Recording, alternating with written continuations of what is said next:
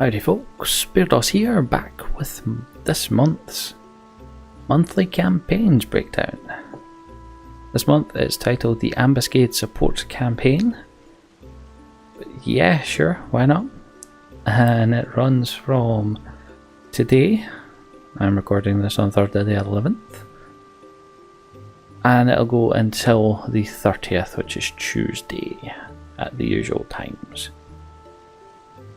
It's an alright set we've got this month, nothing overly spectacular, but hey, it could be worse. I mean, it could be as bad as the logging campaign this month. So, silver linings? Anyway, let's get into it. So, firstly, we have the increased seal and crest drop rate campaign, which increases the rate at which seals and crests are dropped. It's based on the number of members in your party, so you can end up with 6 seals and crests in your treasure pool at the one time, which is pretty awesome. Especially considering we also have the additional seal battlefield spoils campaign. I mean, it's nice anyway to just be able to stock them up for the next time there's the other seals campaign going on. But yeah, this one is the one that uses Phobos, Deimos, Zelos and the Bia orbs. The ones you can buy with Kindred's Crests and High Kindred's Crests. It also, during the campaign before I get into drops, means Shemo in Portugal will exchange seals and crests at a reduced rate of 2 to 1 instead of his usual 3 to 1. The robbing person that he is. Right, so what we get from these fights. There are the usual set of set slots, regardless of the battlefield you go to. But this time, there is also a slot 6 and potentially a slot 7 for drops. So, let us detail them. Your Phobos orbs. They are the 30 Kindred Crests that you'll spend on them. So, Kindergarten Cap will get all frayed pouch types, so that's frayed pouch is of the coins from Walk of Echoes. You also get frayed sack D and frayed sack L's, which both open into devious dyes and liminal residues. So if you're working on weapon skills for the Empyrean weapons, or even some other weapons, go for it. It's just decent, better than trying to do Walk of Echoes. The Palbro Project is all frayed pouch types for the coins from Walk of Echoes, and also frayed sacks L's. No D's in this one. And the V formation gets your coin frayed pouch types, but Ergon tinctures in this one. I've never been a big Ergon tinctures person. I mean, as far as temp items go, they're alright, I suppose. But yeah, it's just an inventory space being used, really. So I wouldn't do the V formation. Those 3 fights only have the one mob that you can kill 4 items, so I wouldn't really do them that often anyway, but if you do need stuff for making Empyrean weapon skills, Kindergarten Cap is your shout. Next off we have the Deimos orbs, which are 50 Kindred Crests, and that's for Last Orc Shunned Hero, Shell-Shocked, Avian Apostates, Dragon Scales, and Whom Wilt Thou Call? 4 enemies that drop items in these fights, apart from the Dragon Scales fight, which is just 2 enemies. These ones all drop abjurations of the 99 category. So you're looking at your Legion and Voidwatch stuff. So, decent bang for your buck because of the whole 4 of them, but crappy drops. Next up, Zealous Orbs, which are 30 high kindred crests, and are at Boneyard Gully, Bearclaw Pinnacle, and the fights are Antagonistic Ambuscade, not to be mistaken with normal Ambuscade, and Thoracic Park. Antagonistic Ambuscade only has one thing that you will kill, and it also has, as its special items, Coupon AW Pan and Coupon AW Abs, which give you items once you trade them from Pandemonium Warden and Absolute Virtue. So I mean, they're alright, I suppose, but again, it's just one mob in that fight, so you're kind of limiting yourself, and I'm pretty sure that's the really annoying one as well. You need to run over it. Yeah, that's the Antlion. Ugh, they're so annoying. Thoracic Park for the Predators, and there's 5 of them, so the single most bang for your buck is this one, and it gives you Skirmish rank 3 segments, so crappy unique battle drops, but you'll get more chances at slot 1 to 5s. And our last 2 fights are from Bio Orbs. Those are high kindred crests that are in the 50 that'll cost you for them. Yes, wording failed me there, but we got there eventually. These are the Mobline Comedy in Mineshaft 2716 and Nest of Nightmares in Monarch Lynn. The Mobline Comedy, there's a lot of enemies in that fight, but you only get the drops from the 2 bugbears. However, this is where the Relic Mythic Empyrean Currency singles and 100 PC/pouches come from. So, as far as the items go, it's probably the best one. Yeah, but that's a terrible fight to get to if you don't already have the home point. I hate trying to get there when you don't have a home point. Thankfully Bairdos has it, now Jimmy has it. I will never try to find it ever again. And the final fight, Nest of Nightmares, is 1 NM, and that drops Hexed, or Hexed -1 equipment. I mean, the Hexed -1 will fetch a decent price, because it can still be recrafted.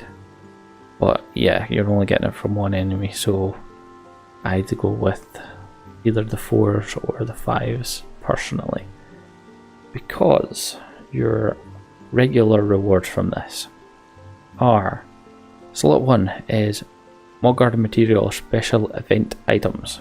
That's like the stuff for Monstrosity that you can buy from your Mod Garden when that event's going on. So Golden Seed Pouches, Monarch Beetle Saliva, that sort of stuff. You also get Chocobo Wands, Moogle Rods, Red Eyes, that sort of stuff. That's a kind of wasted slot, but hey, it wasn't all going to be great. Second slot, now this is if you ever have Empyrean armor you need to be making. This is why you want to get bang for your buck, because you're going to end up with a lot of coupon eye seals, and those can be traded for a full set of 8 or 10 of the items you need to upgrade to +1 an Empyrean item.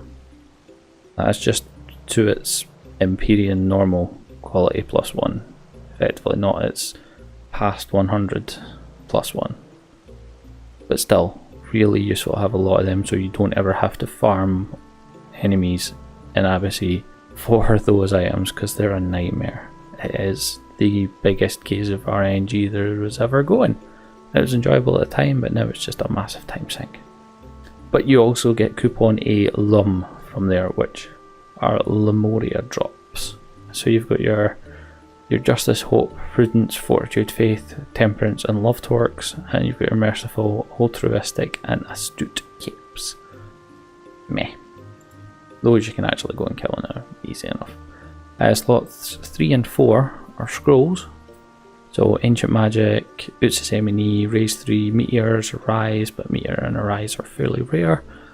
So you'll start to see the prices of Phalanx, Utsus Emini and Raise 3 plummet if it's anywhere decent on your server with this campaign. And slot 5 is Valuable Synthesis Materials. Valuable very much in inverted commas here. But yeah, it's really not that valuable. Although you'll be laughing if you come out with a lot of Dragon Meat, because Dragon Meat still sells well, at least on Bismarck. And that's it. So, I mean, it's not something I would focus on these days, but still, like I said, if you're making Empyrean weapon skills, focus on Kindergarten Cap. Spam the living daylights out of it. Aside from that, you might want to do some mobline comedy and get yourself some coupon ICOs while you're at it. Maybe?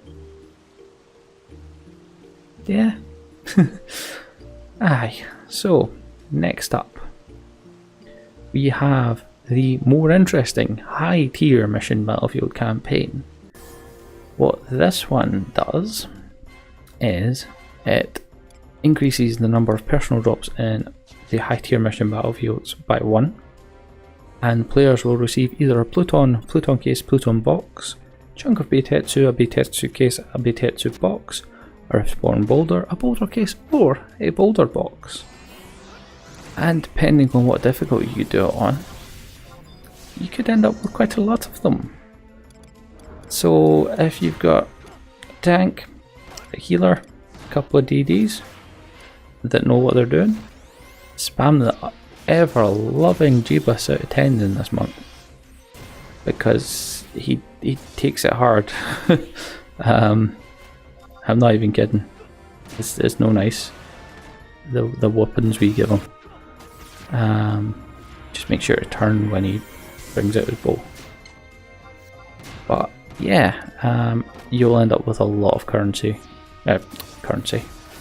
Boulders, Plutons and Beitetsus, but they still sell for pretty pennies if you don't need them, so this is the money maker this month. You'll already have seen, if you've logged in, that there is the special dial campaign going on as well, which means that anytime you log in after Japanese midnight, you'll get a hashtag SP dial key, which you can either use every day or wait until the end and spam them like I always plan on doing. So hopefully there'll be some nice stuff there. Hopefully. If you're not getting it, it's probably because your characters are not 45 days old yet. They need to be 45 days old. The monster rearing campaign is also going on at the minute. That means that monsters in your mod garden will be twice as likely to transform during said campaign, which is no bad, especially for those really annoying ones. I gave up on it a long time ago, in fairness, but There's also just the one Chocobo digging skill increase, and it's just the Chocobo digging skill increase campaign. So it means that you get an increased chance for your Chocobo digging skill to increase each time your Chocobo digs. That's nice. For anyone that still does it, I've still not had anyone message me telling me that they do that. So still, if you do Chocobo digging, let me know in the comments below. I want to hear from you. Let me know whether these campaigns actually do anything for you. The next one is one that was labelled incorrectly when they first announced it, at least on the English side of things. It was originally labelled the Dynamis Granules of Time campaign, but if you clicked into the link that details everything, it told you it was the Dynamis Divergence Statue Crusher campaign, and it is the Divergence Statue Crusher campaign that is active. And that means that you'll earn additional reward whenever a statue is killed by your party/alliance in Dynamis Divergence. Sadly, this is not the fantastic one. It is just the not great one that gives simply a rusted identification card on wave 1 or a blackened identification card on wave 2. I really wanted it to be the plus version, which has those as potential drops as well as Beastman Medals, Torso Shards, or the other shards. That would have been fantastic, but we had that in January for a short period of time, so no way were we getting it again. It wasn't even January, it might have been December. Some of us really want to get stuff, but don't want to pay out the wazoo for it. And your final campaign this month is the Ambuscade Gallantry campaign. And what this does is, it means that the number of badges of Gallantry earned from normal and intense ambuscades will be doubled once per day. That's real life day. And it also stacks with the effects of Abjal's seals. So, once a day ambuscade, worthwhile doing. Very much worthwhile doing. But aye, that's your campaigns for the month. What are your thoughts? Are they along the same lines as my own? Of, hey, it's okay, could be better, but at least there's something to do. I will be, when I stop just making money, doing the high tier mission Battlefield campaign, and like I said, Tenzin will not know what hit him. Other than that, I don't really see me doing much. I don't need ICOs from the Battlefields, and I've never seen a massive drop rate. I think I've seen 100 in about 20 runs of the Mobline comedy. So yeah, I might have just had bad luck, but I reckon it's probably more just that's the drop rate. So yeah, let me know what you thought. Let me know if this has helped you. There was no script for this one, as you might have told from the less focused it's been. But yeah, I just wanted to really get this done early this month, and in the time of script it was not happening, so hey, let's just batter in. So aye, let me know what you thought, and if there's anything specific you want to see or want to know, I will do my best to answer it if you chuck it in the comments below. For now though, I have been Bairdos. This has been Final Fantasy XI and another campaign guide, how-to thing, whatever you want to call it. You guys take it easy, have a good day. Adios.